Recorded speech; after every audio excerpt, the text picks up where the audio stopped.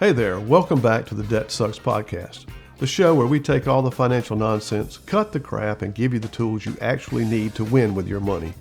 I'm your host, Ben Matthews, and today we're talking about one of the most important tools in your financial survival kit, the Shit Happens Fund. Let's be real. Life doesn't ask for permission to go sideways. Your car doesn't care about your budget when it decides to break down. Your kid doesn't ask if now is a good time to break their arm. Life happens, or to put it bluntly, shit happens. And when it does, the difference between a disaster and a minor inconvenience is having cash on hand to deal with it. How do I know? Oh, I've lived it. Picture this. It's 1 week before Thanksgiving. My family is hosting. We're talking the full shebang. Turkey, stuffing, pies, casseroles, the works. I'm in the kitchen sous chefing for my wife. Think Gordon Ramsay, much prettier and without the sweating.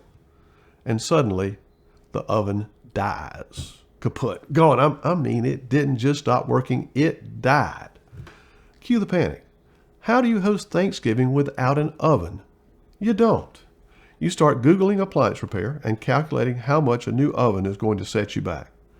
And let me tell you, the only thing more stressful than hosting Thanksgiving dinner is figuring out how to pay for a last-minute oven purchase when you don't have a plan. Fortunately, we had a Shit Happens Fund. I didn't have to slap that oven on a credit card or start begging the neighbors to roast our turkey. We used the stash, fixed the problem, and saved Thanksgiving. Sure, it wasn't fun shelling out that cash, but it was a hell of a lot better than adding more debt to the pile. That's the power of having an emergency fund. Segment 1, why you need a Shit Happens Fund. All right, you heard my oven story. Now let's talk about you. Emergencies aren't a matter of if, they're a matter of when. Your car, it's going to break down. Your roof, it's going to leak. Your dog, yeah, it's probably going to eat something it shouldn't. The difference between this sucks, but I can handle it, and I'm financially doomed is whether or not you have an emergency fund. That's where the Shit Happens Fund comes in. It's not just a pile of cash sitting around collecting dust. It's your financial bodyguard. It's the difference between surviving the curveballs life throws at you and getting knocked flat on your back. Segment 2, how to build your Shit Happens Fund. Step 1, set a target. First, let's talk numbers. You don't need a mountain of cash to start the goal. The goal here is to build a small, manageable cushion. Think $500 to $1,000. That's enough to handle most emergencies without dragging your credit card into the mess. Eventually, you can grow it to 3 to 6 months of expenses, but let's not freak ourselves out right now. Easy steps, people.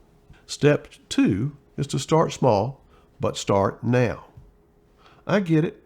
Finding extra money feels impossible when you're living paycheck to paycheck. So here's the hack. You start tiny. Skip a coffee, eat at home instead of door dashing, or sell some random junk on Facebook Marketplace. Got an old bike? A pair of sneakers you never wear? Boom! Stash that cash.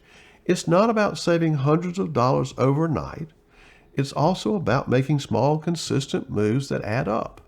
Throw $20 into a savings account here, $10 there. It's not sexy, but it works.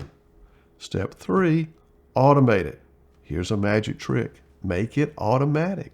Set up an automatic transfer to a separate savings account.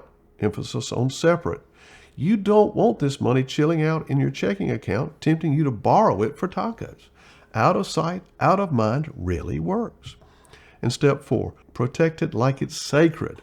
This is your Shit Happens Fund, not your I want to buy a new gadget fund. Treat it like it's locked in Fort Knox. Only touch it for real emergencies. Real emergencies like medical bills, car repairs, or keeping the lights on. And if you dip into this for a random target run, I will personally haunt your dreams with disapproving looks. Segment 3, spoiler alert. What's coming next week? All right, here's the good news. In the next episode, we're going to go even deeper on how to build your Shit Happens Fund, even if your budget is tighter than my pants after Thanksgiving dinner. Plus, we'll dig into why having this stash isn't just about surviving emergencies. It's a critical piece of crushing your rock pile of debt. Without a safety net, every time life throws you a curveball, you risk falling back into the debt trap. But with a stash, you're unstoppable, so make sure you don't miss it. Listener Q&A, Emergency Fund Edition. Time for a quick Q&A. Today's question comes from Erica in Ohio. I've got a ton of debt. Shouldn't I just throw every penny at that instead of saving for emergencies? Great question, Erica, and here's the deal. You need both. If you don't have a savings cushion, every little emergency is going to derail your debt payoff plan. It's like running a marathon without water. You might make some progress, but you'll eventually crash. So start by saving a small shit happens fund, $500 to $1,000. Once that's in place, you can focus on crushing your debt. Think of it as financial self-defense. You need to protect yourself from the next surprise life throws your way.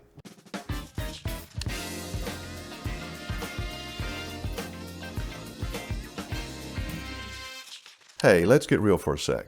The Debt Sucks plan, it's awesome. It works. But not everyone has the time or the patience to chip away at their financial Mount Everest. Maybe you're drowning right now, like creditors calling your grandma, paycheck gone before it lands, sleepless nights kind of drowning. Sound familiar? Listen, you don't have to white knuckle your way through this alone. Instead of spending years battling debt $1 at a time, I've got you. Bankruptcy isn't a failure, it's a fresh start. And sometimes hitting reset is the smartest thing you can do. At my law firm here in South Carolina, we take the time to listen to your story and help you figure out if bankruptcy is the right choice for you. No pressure, no judgment, just straight answers and real solutions. And if you don't live in South Carolina, don't worry. I can connect you with a trusted attorney in your state. Wherever you are, help is closer than you think. So if you're ready to stop the stress and start fresh, visit debtsucks.info to share a little about your situation or call my office for a free consultation. Let's find your path forward together, because sometimes you don't need a plan. You need a damn lifeline. Let me be that lifeline. Closing thoughts and call to action. All right, folks, let's wrap this one up. If you take one thing away from today, let it be this. Having a shit happens fund isn't just smart, it's essential. Life is unpredictable, but that doesn't mean your finances have to be. So here's your homework. Figure out how much you can save this week. $5, $10, whatever it is, start. Don't wait for the perfect moment because, spoiler alert, it doesn't exist. Also, I need a favor from you. If you're vibing with this episode, make sure you hit that follow button so you don't miss the next one. And tell your friends about the Debt Sucks podcast. Share it with that one friend who's always borrowing a little cash, or the coworker who's constantly complaining about being broke. Let's help them too. And here's a challenge. Start building your shit happens stash today and post about it on social media. Use the hashtag #ShitHappensStash, or tag us with something like starting my emergency fund so my oven doesn't ruin Thanksgiving. I want to see how you're taking action. And who knows, I might even give you a shout out on the next episode. Thanks for tuning in to the Debt Sucks podcast. Remember, adulting is hard, debt makes it harder, but you've got this. Catch you next time and keep building that stash.